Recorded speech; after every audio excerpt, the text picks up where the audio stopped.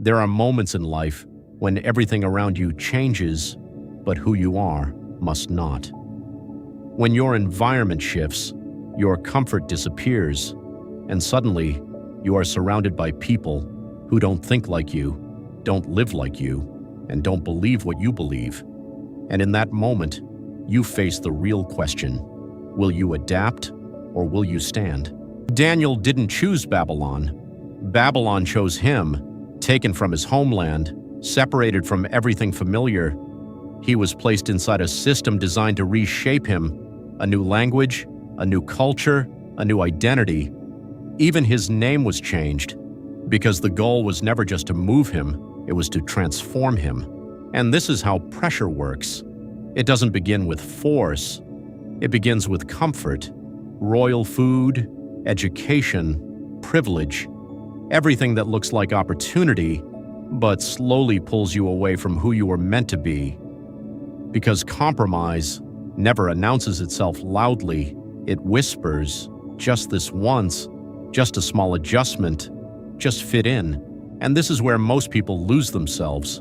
Not in one big decision, but in small, silent agreements. A decision here, a compromise there, until one day, you wake up as someone you never intended to become, because what you tolerate eventually transforms you. But Daniel did something rare. Before the pressure could define him, he defined himself. He made a decision early, not when it was easy, but when it was necessary.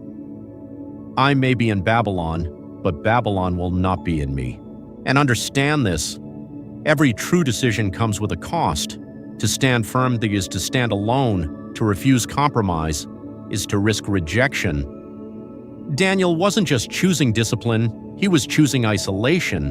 But what most people don't realize is this: when you protect your identity, you protect your future. And something began to happen, not immediately, but consistently. While others blended in, Daniel stood out.